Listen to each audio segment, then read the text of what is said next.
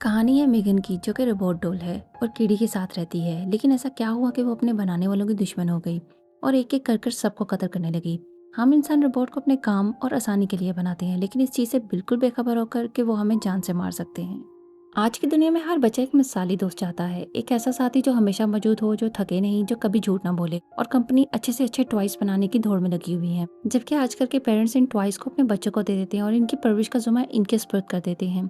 कहानी के आगाज में हम देखते हैं कि केडी एक तकरीबन 9-8 साल की बच्ची पिछली सीट पर बैठी हुई है और वो परपेचुअल पेट से खेल रही है। इसके पेरेंट्स बहस कर रहे हैं और बहस का मौजूद टेक्नोलॉजी से बच्चों पर इसके असरात हैं, और ये कि केडी की खाला जेमा ने इसे क्या फजूल गैजेट दे दिया है।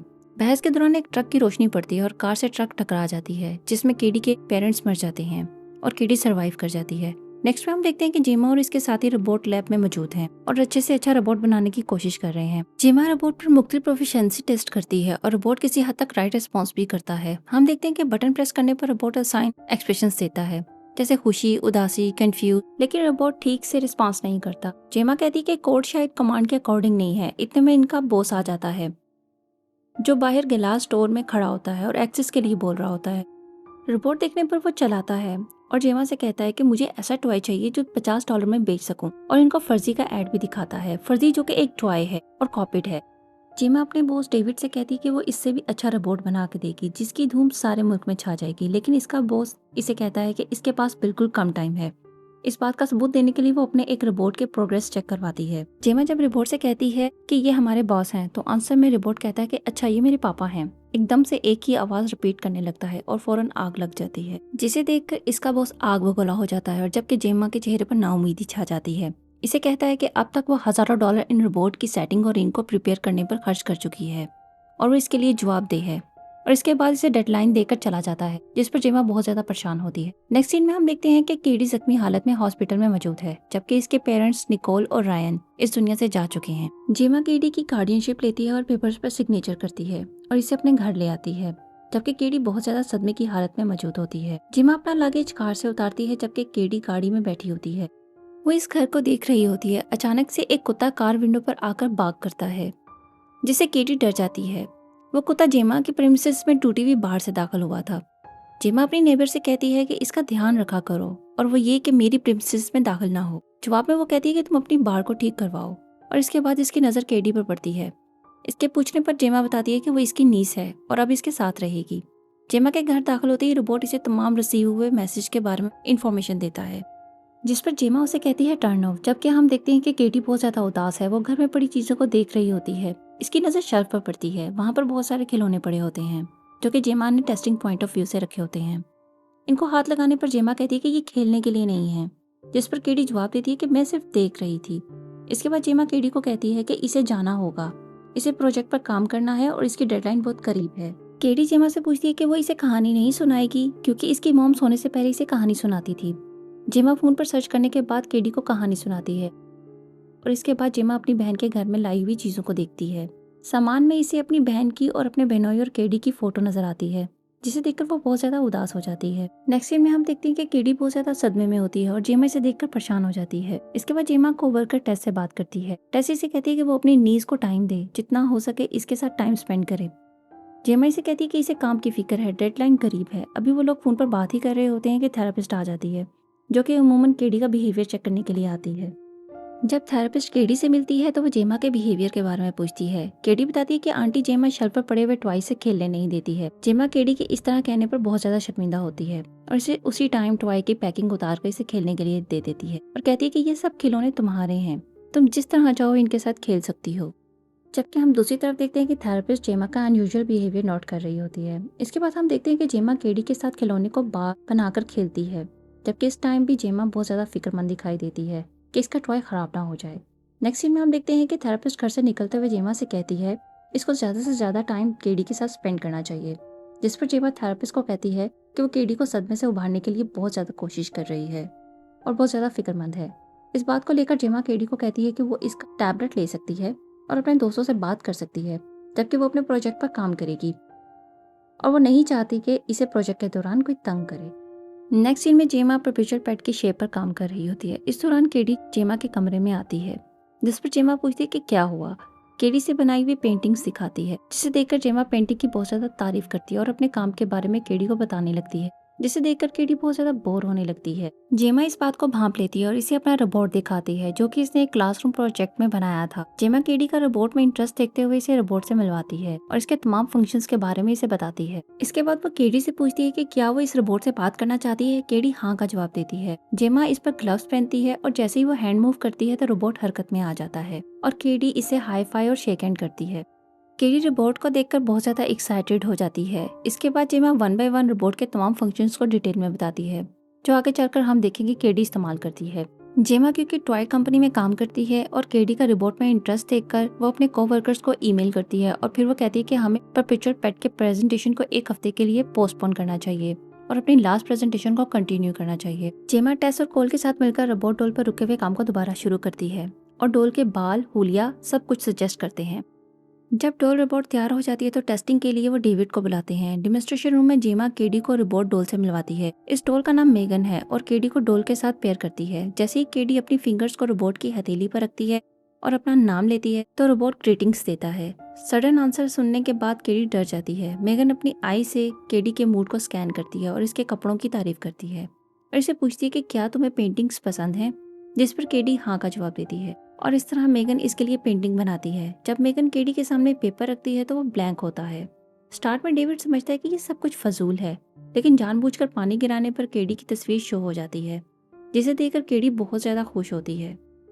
डेविड ये सब देखकर बहुत ज्यादा इम्प्रेस होता है और जेमा को कहता है कि हमें ये खिलौना जल्द से जल्द मार्केट में लॉन्च करना चाहिए, इससे पहले कि वो लीक हो जाए। जेमा डेविड को कहती है कि इस डोल को प्रिपेयर करने के लिए हमें बहुत ज्यादा पैसों की जरूरत होगी, जिस पर डेविड इसे मशवरा देता है कि हम इस तजर्बे को इन्वेस्टर्स के सामने रखेंगे ताकि वो इन्वेस्ट कर सके।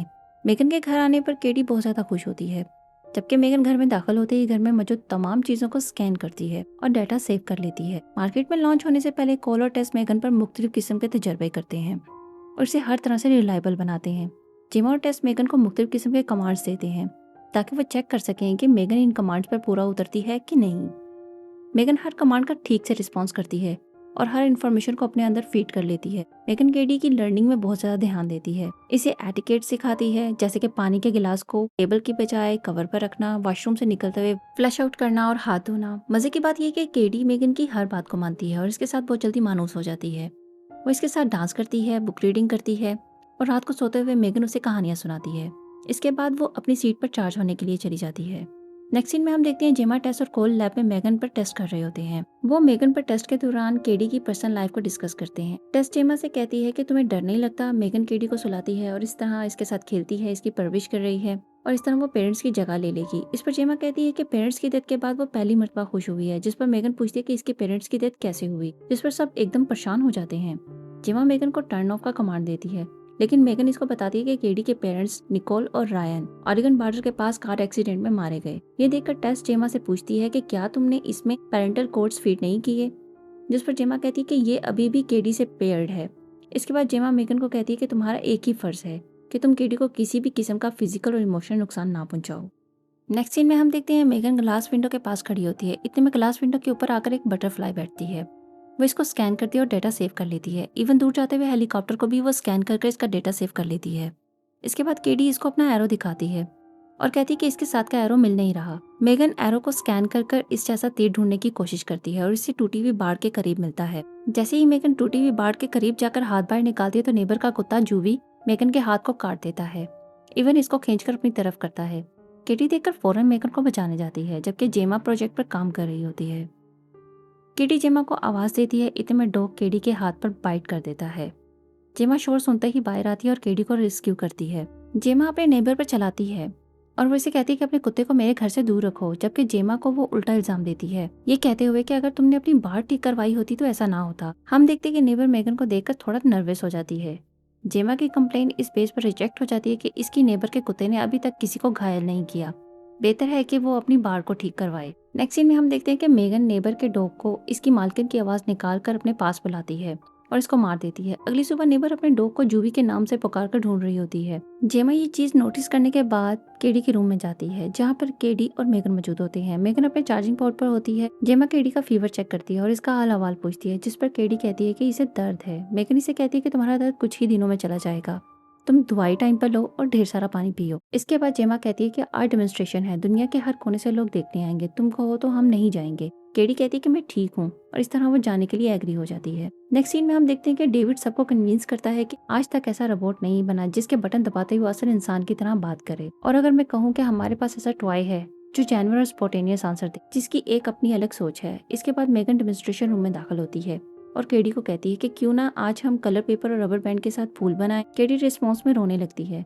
मेगन केडी से पूछती है कि वो क्यों रो रही है, इसे दर्द हो रहा है क्या, जिस पर केडी ना का जवाब देती है। केडी से कहती है कि वो एक पराये घर में रह रही है, इसके मॉम डैड मर चुके हैं, वो सब पल जो इसने इनके साथ बिताए हैं वो भूल जाएगी। मेगन केडी से पूछती है कि इसे इसकी माँ के बारे में कोई बात बताए जो उसे खुश करे। इस पर केडी बताती है कि एक दफा टिफिन में से कॉकरोच निकला और मॉम के हाथ पर चलने लगा और वो घर से बाहर भाग गई, जिस पर हम बहुत ज्यादा हंसे।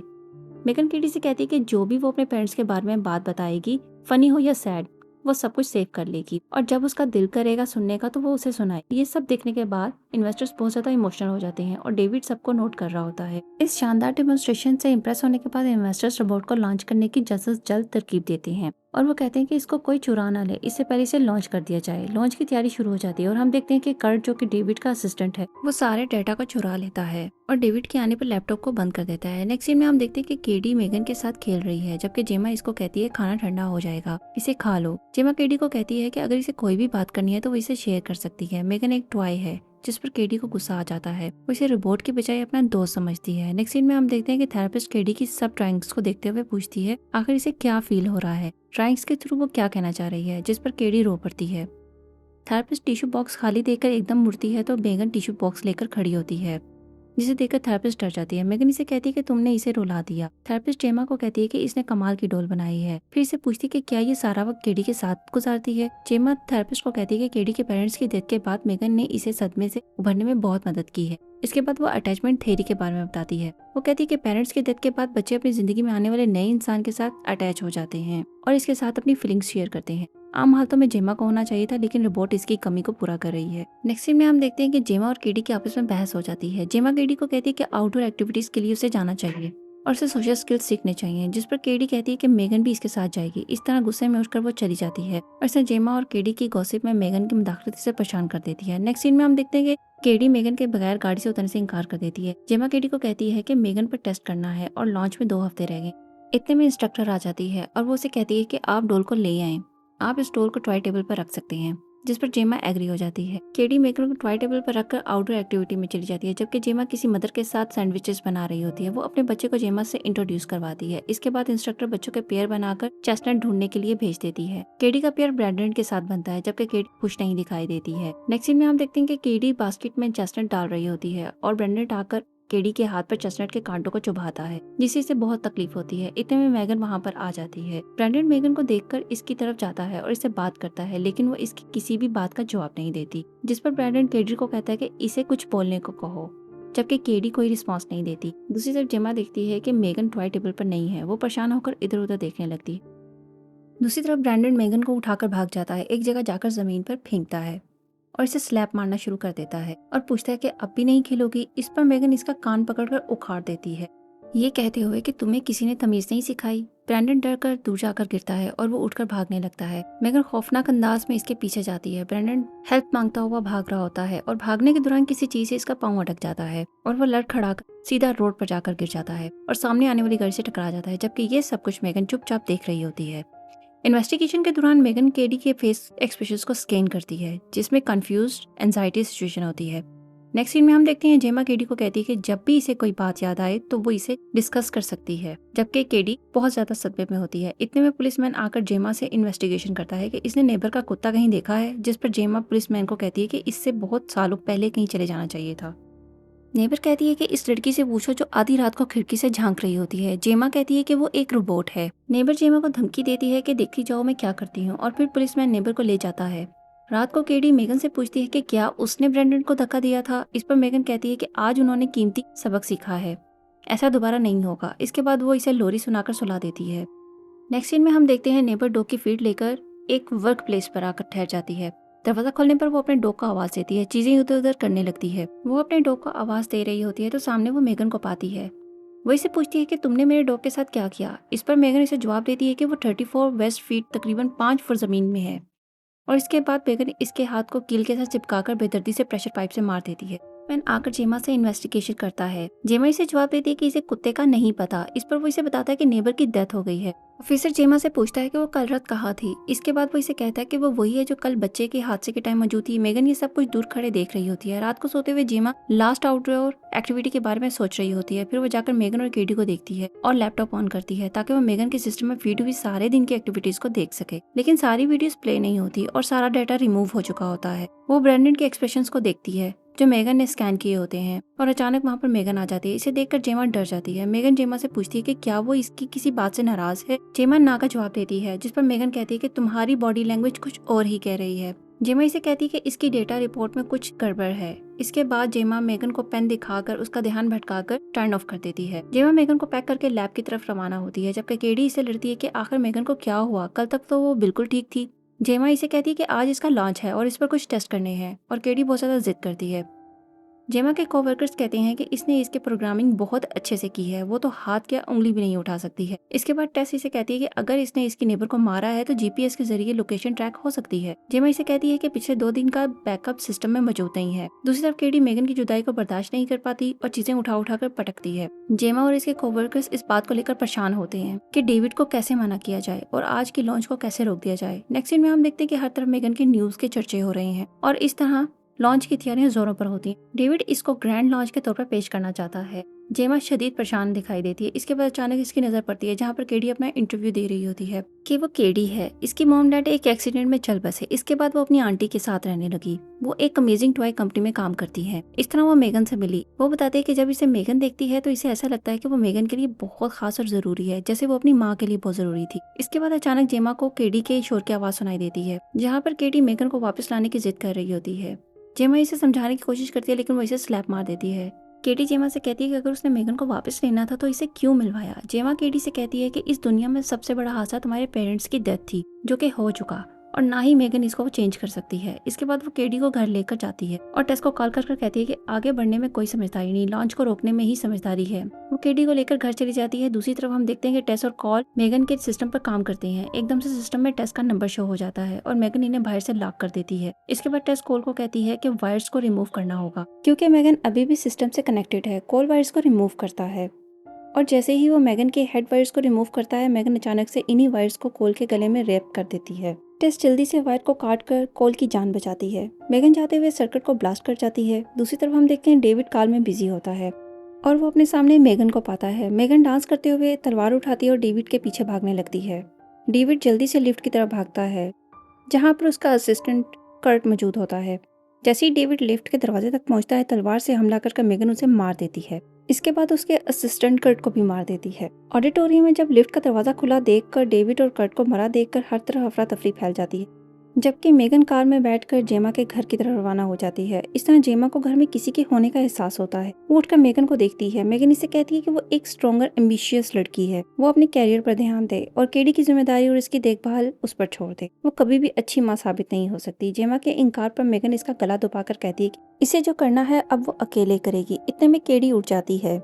मेगन इसे कहती कि वो बिखरी हुई है और जेमा इस पर काम कर रही है, वो जाकर सो जाए। जेमा मेगन का ध्यान भटकाकर पानी का गिलास इसके सर पर मारती है, जिससे वो 1 सेकंड के लिए रुक जाती है और जेमा भागने में कामयाब हो जाती है। मेगन जेमा का पीछा करते हुए लैब में आ जाती है, जबकि जेमा इलेक्ट्रिक कटर से मेगन पर हमला करती है और इसका सर काटने की कोशिश करती है, लेकिन कोई फायदा नहीं होता। मेगन उल्टा कटर पकड़कर जेमा पर हमला कर देती है। इस दौरान मेगन को शोर महसूस होता है और इसे पता चलता है कि केडी पीछे खड़ी है।